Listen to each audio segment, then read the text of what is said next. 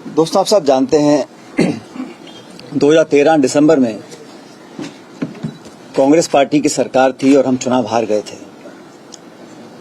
उसके पश्चात कांग्रेस अध्यक्ष ने, राहुल जी ने, कांग्रेस पार्टी ने मुझको कांग्रेस पार्टी का अध्यक्ष बनाया था और अध्यक्ष बनने के बाद पूरे 5 साल का कार्यकाल मेरा रहा। इस कार्यकाल में सरकार वसुंधरा जी की थी और 163 के बहुमत के साथ एक मजबूत सरकार राजस्थान में बनी थी। उस सरकार का लगातार हम लोगों ने विरोध किया नीतियों के आधार पर, लेकिन सबसे प्रमुख प्रहार जो उसकी सरकार की विश्वसनीयता पर रहा वो वसुंधरा जी की सरकार में हुए भ्रष्टाचार पर था।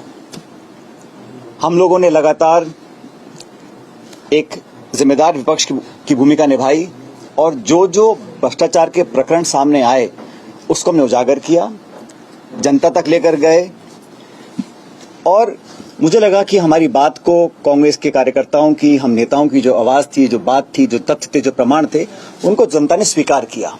यही कारण था कि 5 साल की सरकार के बाद जब चुनाव हुए तो जनता ने हमारे बातों पर विश्वास किया और 163 से वो 70-71 पर आकर रुक गए थे। इस पूरे कार्यकाल में जो आरोप लगे वसुंधरा जी की सरकार पर, वो आरोप हम सब लोगों ने मिलकर लगाए, कांग्रेस पार्टी के नेताओं ने, मैंने अध्यक्ष के नाते और तमाम सभी नेताओं ने। और हमने ये जनता से वादा किया था कि भाजपा के और वसुंधरा जी के कार्यकाल में जो जो करप्शन के इश्यूज सामने आए हैं उसका हम प्रभावशाली तरीके से, निष्पक्ष तरीके से जांच करवाएंगे और दोषियों को सजा देंगे। मैंने कभी भी प्रतिशोध की भावना के साथ या द्वेषपूर्ण भावना के साथ कार्रवाई करने पर ना कभी मैं पहले सहमत था, ना आज सहमत हूं। लेकिन ये बात भी सच है कि विपक्ष में रहते हुए हमारी जो विश्वसनीयता थी वो तभी कायम रह सकती है जब हम अपनी बात पर खरा उतरें। इसको लेकर मैं बहुत चिंतित था और आज से लगभग सवा साल पहले मैंने मुख्यमंत्री अशोक गहलोत जी को चिट्ठी लिखी। उनको मैंने कहा, तो चिट्ठी मेरे साथ है, मेरे सामने है।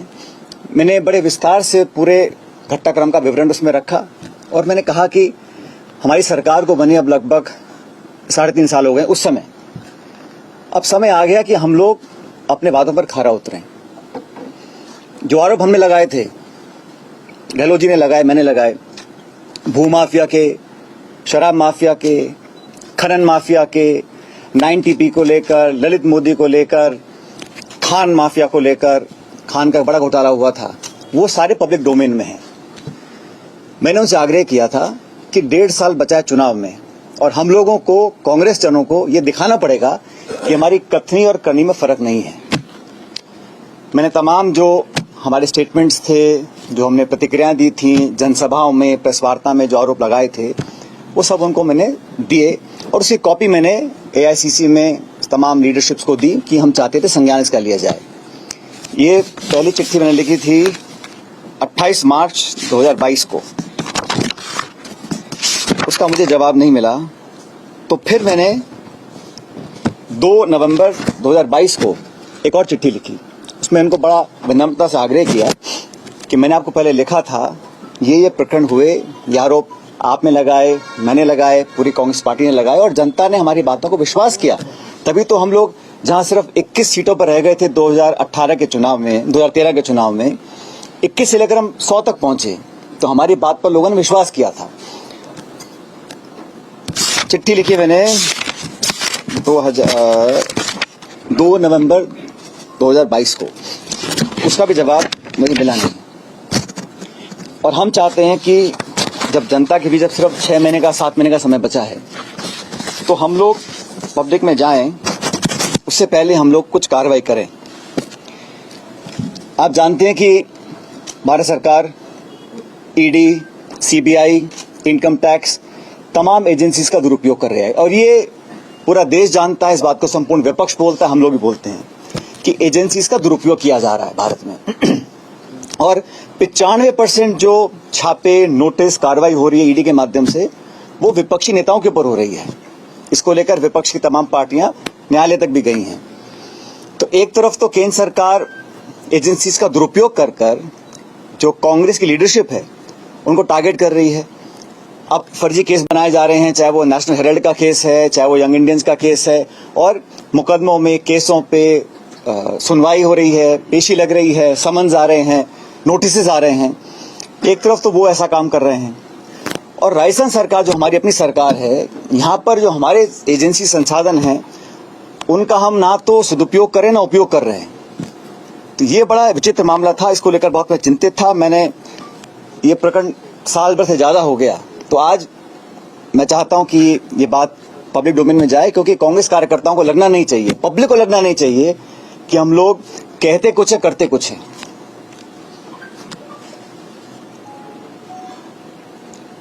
हमारे विरोधी इस भ्रम को फैलाने की भी कोशिश कर सकते हैं कि कहीं कोई मिलीभगत तो नहीं है, क्योंकि कांग्रेस के पिछले कार्यकाल में भी जब हमने 22,000 करोड़ का घोटाले का आरोप लगाया था, तो उस समय कांग्रेस सरकार ने भी एक माथुर आयोग का गठन किया था। लेकिन न्यायालय ने कहा कि जो गठन हुआ है आयोग का, वो प्रॉपर तरीके से नहीं किया गया, उसमें कोई लीगल कमियां रह गई थी और उसको खारिज कर दिया। तो ये भ्रम भी फैलाया जा सकता है विरोधियों के माध्यम से। हमारे विरोधी बोल सकते हैं कि भाई ये तो मिलीभगत यहाँ पर हो रही है। और वसुंधरा जी का कार्यकाल हम सब ने पब्लिकली कहा कि राजस्थान सरकार का सबसे भ्रष्ट कार्यकाल था, और तमाम प्रकरण सामने आए, उसकी लिस्ट मैं आप लोगों को अभी देता हूं। तो इस धारणा को तोड़ना, प्रभावी तरीके से तोड़ना कि कहीं ऊपरी मिलीभगत तो नहीं थी, बहुत जरूरी हो गया, क्योंकि चुनाव में अब सिर्फ 6-7 महीने का समय रह गया है।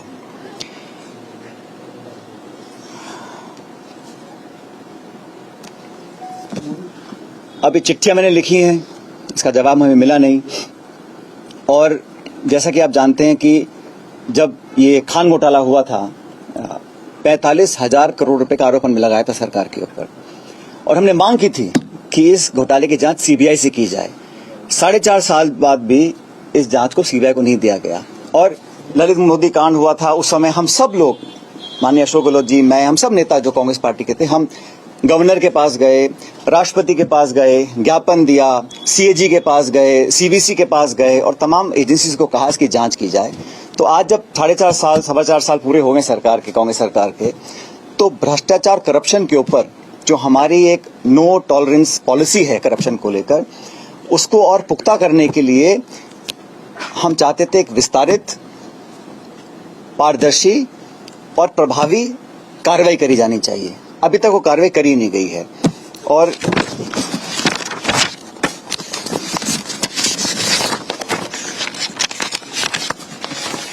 ये 2 चिट्ठियां हैं जो मैंने लिखी थी गहलोत जी को 2022 में, मार्च में और नवंबर के अंदर।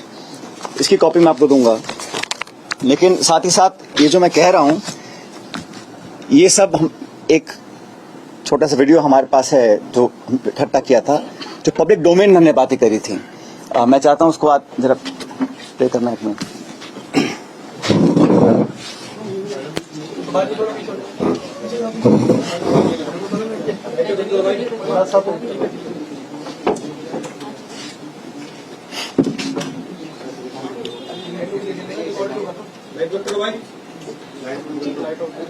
उनसे छिपा जा रहा है। इसका मतलब ये होगा कि अमित शाह जो उनके अध्यक्ष है, वसुंधरा जी, उनको सही पिक्चर नहीं दे रही है। एक तरफ तो लोकपाल को भेज रही है फैसल अली खानों के आवेदन को रद्द करके, और फिर भी इनको करने नहीं दिख रहा है अमित शाह साहब को। और दूसरा जो 2.5 करोड़ में पकड़े गए हैं, उनके लोग जेल में बैठे हुए हैं, फिर भी नहीं दिख रहा वो करप्शन। मॉरिशस से पैसा आया है, ईडी जांच शुरू कर रहा है, फिर भी वो करप्शन नहीं दिख रहा है। उसका क्या कहना है? उसका मानना है कि वो क्योंकि बीजेपी के अध्यक्ष हैं तो उनको कुछ तो बोलना ही, इसलिए बोले। और करप्शन से पार हो गए राजस्थान में। मुख्यमंत्री का परमिशन पूरा रहा उन लोगों को, करप्ट लोगों को। IAS तक के अरेस्ट हुए, उनको बचा लिया गया, जमानत करवा ली गई, केस को दे दिया गया, लोकपाल को ट्रांसफर कर दिया गया, सीबीआई को नहीं दिया गया। जल्दी आएगा। बदली और खान घोटाले पे आरोप लगाए तो भाजपा सरकार पे बदली और खान घोटाले पे हजारों करोड़ के आरोप आगे लगा रहे हैं और केंद्र से जो पीसीसी आ रहे हैं प्रेस वार्ता में मोदी लगा रहे हैं। आपने इसी तरह सर दलित गेट 90 या 90B इनसे आरोप लगाए थे, लेकिन कुछ आउटपुट तो निकला नहीं। इनसे कुछ आउटपुट निकलेगा आपकी सरकार आने पर या इसी तरह रहेगा मामला? बजरी के अवैध जो कथन हो रहा है उसको पूरी तरह वसुंधरा गवर्नमेंट वसुंधरा इन्वॉल्व है, पूरी तरह। जिस प्रकार से जैसे शासन आई है तब से बजरी माफियाओं के सांठगांठ करके जो खेल खेला गया है, आम जनता समझ नहीं पा रही है। मीडिया समझता है तो उनकी परवाह नहीं की जा रही है, विपक्ष बोलता है तो उनको कोई चिंता नहीं है, और करोड़ों रुपए का लेन देन प्रतिमाह हो रहा है, प्रतिमाह। कल मैं आ रहा था हिंडोली से, तो टोंक जिले में एंटर करते मुझे नौजवान मिला। वो कह रहा कि बजरी के ट्रकों ने यहाँ पर जाम कर दिया, तो मैंने शिकायत की जाके थाने के अंदर। तो उनकी बातें छोड़ो, मुझे दिन भर बैठा दे थाने के अंदर, मेरी रिपोर्ट दर्ज नहीं करनी। अब आप कल्पना करो, चोरी और छीना चोरी, बजरी माफिया खरीद करे, शिकायत करी थाने के अंदर, कि थाने में वहां पाबंदी पहुंचती है। मैंने टॉक आगे टेलीफोन किया कलेक्टर साहब को, कृपा करके देखो क्या मामला है। तो ये जो राज जिस प्रकार चल रहा राजस्थान में, वो बहुत ही निराशाजनक भी है, अफसोसजनक भी है, क्योंकि भारी बहुमत दिया जनता ने। और अब दौरे दौरे चले 4 दिन के। शराब जो है, शराब वही बता दूंगा क्या, शराब जो है उसमें जो बेईमानी हो रही है वो जग जाहिर है, कई बार मीडिया में आ चुका है। और सरकार बजरी माफिया वाले क्या कर रहे हैं, 2 साल के अंदर जौनपुर के अंदर आप लोग छापते रहते हैं, दौड़ा दौड़ा कर पीट रहे हैं टीमों को। ये नौबत क्यों आई? क्योंकि आपने जानबूझ के साल भर के छूट दे रखी है, बजरी माफिया को लूट लेती है और पैसा पहुंचता ऊपर तक, इसलिए आपने छूट दे रखी है। और तमाम आपने पुलिस वालों को सस्पेंड कर दिया, मैंने सुना है 19 को किया या 16 को किया। तो मैं पूछना चाहूंगा कि अगर ये साल भर पहले आप कदम उठाते तो पूरा राजस्थान लूटता नहीं। आज 5,000 की ट्रक जो है आज 30,000 40,000 बिक रही है, मकान भी बना नहीं पा रहा है, और पूरी बंदी हुई है माइंस से लगा करके ऊपर तक। जब से अवैध खनन होता है तब से ट्रक किसकी होगी, किस रास्ते से जाएगी, और वो बंदी हुई है पैसा ऊपर तक पहुंचने की। ये आपने क्यों होने दिया, इसका जवाब जनता को देना चाहिए। मुख्यमंत्री चारों ओर हाहाकार मचा रहा है बजरी माफियाओं ने। आप कल्पना करो कितना बड़ा वसुंधरा जी के संगठन में जो बजरी वाले पनपा राजस्थान के अंदर नीचे से ऊपर तक पहुंच जाए, करोड़ों रुपए कोई पैसा खर्च होगा चुनाव के नाम कि पूछो बजरी माँ के अलग, शराब माँ के अलग, कितने बड़ा दी माँ के अलग। ये जो हालात ये है, इससे लोग सब समझ गए हैं कि आपकी चाल सही से चेहरा ठीक नहीं है, आपकी चाल सही से चेहरा ठीक नहीं है। लंबी कहानी है। और 5 करोड़ रुपए प्रति माह बजरी माँ के किसको दे रहे थे, ये ऐसी जांच करते हैं।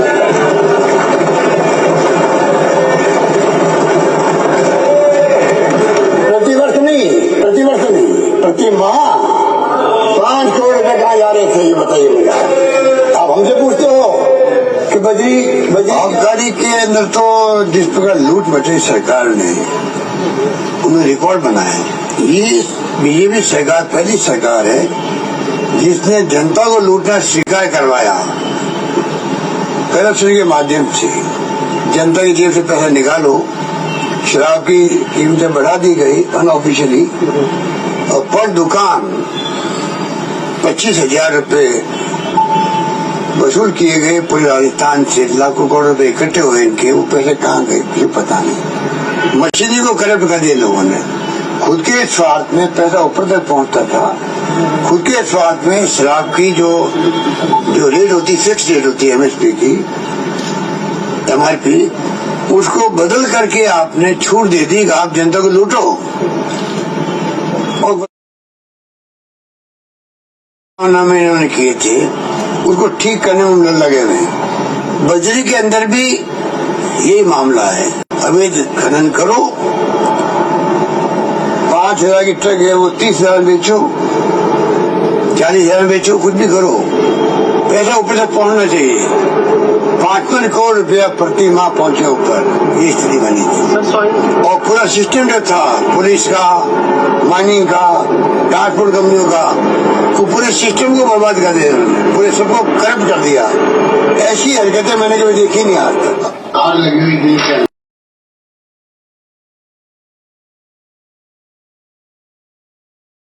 पैसा आया, पैसा गया कैसे इस बार, कितना गया होगा, यहाँ के विषय यही होना चाहिए कितना करोड़ों अरबों में रुपया गया है जो 5 साल की लूट बचेगी उस वक्त में।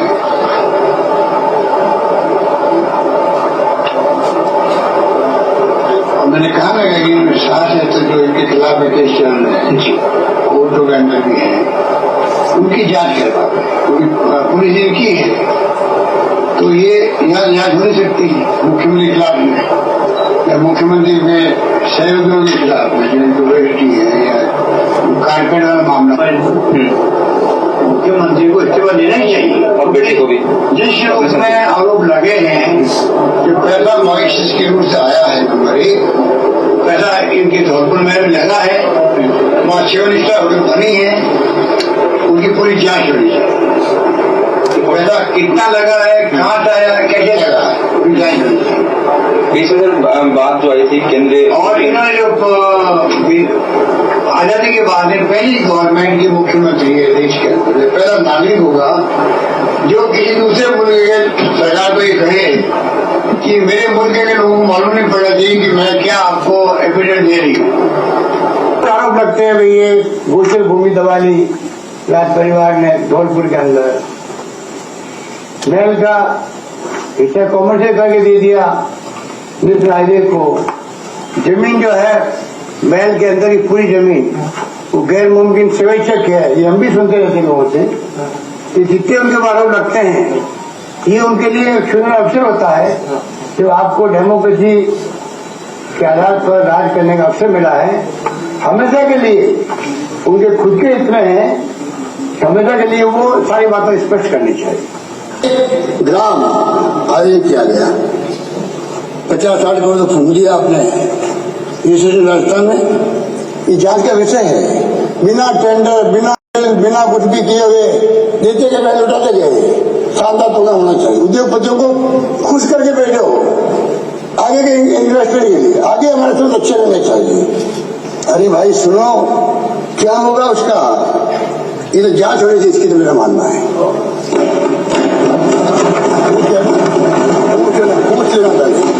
पूछ लेना पहले, एग्रीगेट आयोजन 67 करोड़ रुपए खर्च कर दिए, एमओयू हमें 6,000 करोड़ के आया, कितना 631 करोड़ रुपए, 631 करोड़ का। और पहले कितना खर्च हुआ, 67 करोड़ रुपए खर्च कर दिए। बड़े बड़े आयोजन किए गए। जो हमारी योजना थी उसको कमजोर करना ही इनकी गलती थी। भामाशाह योजना लाने नहीं चाहिए थी, क्योंकि हमने जब स्कीम लागू की थी हमने इसको स्टडी किया था आंध्र प्रदेश के अंदर। आंध्र प्रदेश में ऐसी स्कीम चल रही थी भामाशाह की तरह, और उसमें करप्शन बहुत बड़े लेवल का था। पता पड़ता ही नहीं कौन सा इलाज कौन करवा रहा है, कहाँ करवा रहा है, फिर उसके बिल पेश करो, तो उसमें डिफिकल्टी आ रही थी करप्शन की। इन्होंने अपनी जिद को पूरा करने के लिए हमारी योजना, क्योंकि हमारे वक्त में लागू की, जैसे मैंने कहा इन्होंने हर हमारी योजनाओं को नाम बदलना या काम बदलना, कमजोर करना, यही काम किया 5 साल से। इसलिए इस योजना को लेके आए। भामाशाह कार्ड पे जो है करोड़ों रुपए खर्च कर दिए, वो जांच का विषय है, वो जांच का विषय वो भी है अपना आपके अंदर। क्यों बनाया कार्ड, आधार कार्ड था, क्यों बनाया गया? तो ये शुरू से ही करप्शन की भेंट चढ़ चुकी है। मैं तो पहले कह ही रहा था, अब आप नई बात बता रहे हो कि जो 106 करोड़ रुपए बकाया इसके है, उन्होंने पॉलिसी खत्म कर दिए। पॉलिसी मान लो वापस पेमेंट कर देंगे, वापस शुरू भी हो जाएगी, तो अल्टीमेटली इसमें बहुत भयंकर करप्शन होता है और करप्शन को रोक नहीं पाता है। तो बहुत अनफॉर्चुनेट है इनके फैसले, बड़े घोटाले हो रहे हैं और प्रधानमंत्री चुप बैठे रहे। व्यापम घोटाला अलग हो गया, रमन सिंह जी का वहां अलग घोटाला चल रहा है, यहाँ का तो खुला खाता है मॉइस्चर रूट से। तो मैंने कहा वसुंधरा मॉडल जो बना है देश के अंदर, इसको या तो अपनाना चाहिए केंद्र सरकार को। जिस रूप में पैसा आया है चेक से, 10 रुपए का शेयर लगभग 1 लाख में बिका है, ये मॉडल नया मॉडल है। इंडियन सब्सिडरी कंपनी, इंडिया की कैपिटल्स कंपनी जो है, उससे जो हमने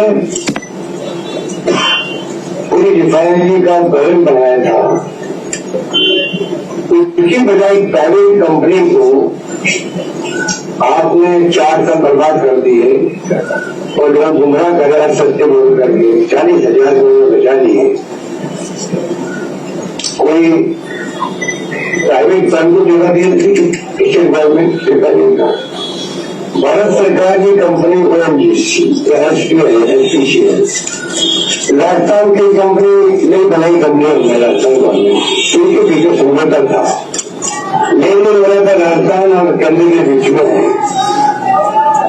तो किसको पैसा दिया जा रहा है? कोई उनको पूछ ले कारपेट कहाँ गया तो भड़क जाती है, जैसे भड़क गई पत्रकार पर वहां काला क्या ब्लैक पेपर हमारे खिलाफ में जब निकला था, एक पत्रकार ने पूछ लिया भाई कि वो कारपेट कहाँ गिरे है, भड़क इसके लिए बाहर है। तो ये भड़कने की जो अर्थ है उनकी वो इसमें भी रही है। बजट पेश कर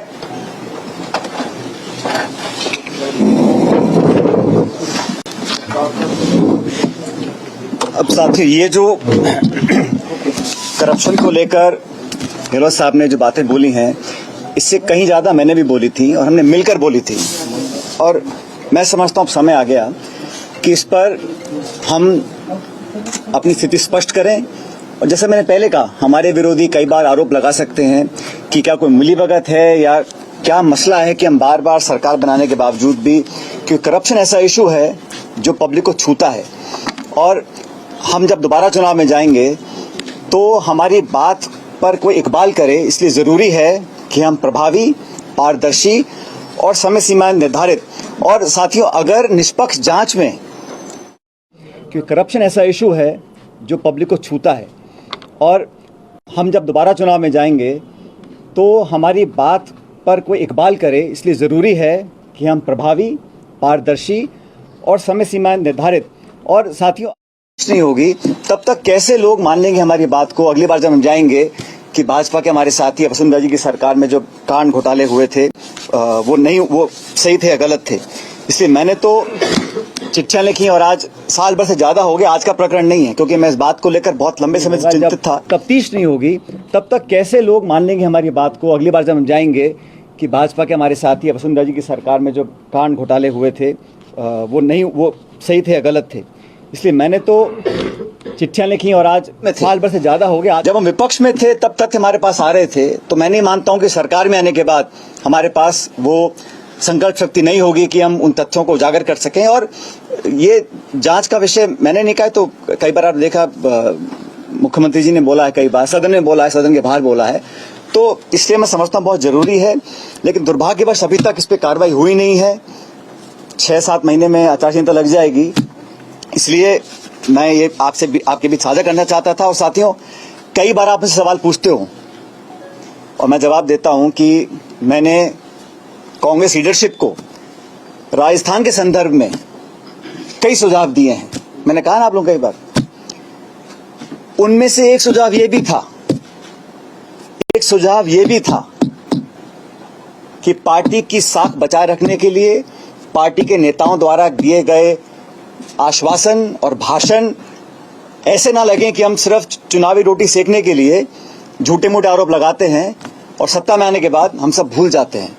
तो ये सुझाव भी मैंने लीडरशिप को दिया था, लेकिन अभी तक इस पर कार्रवाई हुई नहीं है, ये हम सब जानते हैं।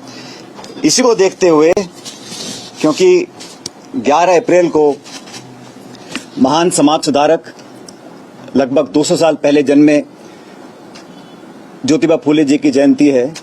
इसलिए मैं 11 अप्रैल को राजस्थान में शहीद स्मारक के ऊपर एक दिन का अनशन करूंगा, इस बात को दोबारा रखने के लिए कि करप्शन को लेकर हमारी सरकार जो कहती है हम कर दिखाएंगे। और एक दिन का अनशन 11 अप्रैल को मैं रखूंगा शहीद स्मारक पर। इस बारे में मैंने जिला प्रशासन को सूचित कर दिया है। अनशन करप्शन के खिलाफ कार्रवाई करने को रखा जाएगा। अब तक जो हम नहीं कर सके 4.25 साल में, उसको करने के लिए, ताकि मैं फिर कहना चाहता हूं, जनता जनार्दन है और हर पार्टी को अपनी बात पर विश्वास कायम कराने के लिए प्रमाण देना जरूरी है। तो इसीलिए अपनी बात को लेकर मैं शहीद स्मारक पर 11 अप्रैल को ज्योतिबा फूले जी की जयंती है, उस दिन एक दिन का अनशन रखूंगा। क्या ये माना जाए लेकिन आला कमान कोई कार्रवाई नहीं कर रही है, क्या ये माना जाए आला कमान और सीएम की भी मिली भगत है कहीं ना कहीं? मैंने तो कहा सरकार हमारी है, 4.25 साल हो गए हैं। मैंने बार बार चिट्ठियां लिखी हैं, प्रमाण दिए हैं, और जो आपको आज देखने को मिला है ये सब मैंने बनाकर भेजा है। जो प्रेस में कटिंग्स आई हैं, जो मीडिया में हमने कहा है, पब्लिक मीटिंग्स में कहा है। और जब दोबारा हम जाएंगे चुनाव में और भाजपा पे आरोप लगाएंगे तो जनता पे विश्वास क्यों करेगी?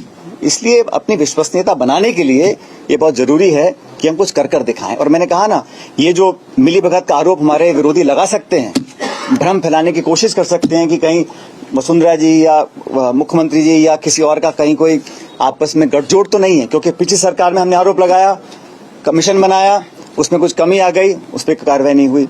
दोबारा सरकार में बीजेपी आई, हमने और बड़े आरोप लगाए, हम राष्ट्रपति के पास गए, गवर्नर के पास गए, ज्ञापन दिया, लोगों को आश्वासित किया। 4.25 साल हो गए और हमने कोई कार्रवाई नहीं करी है।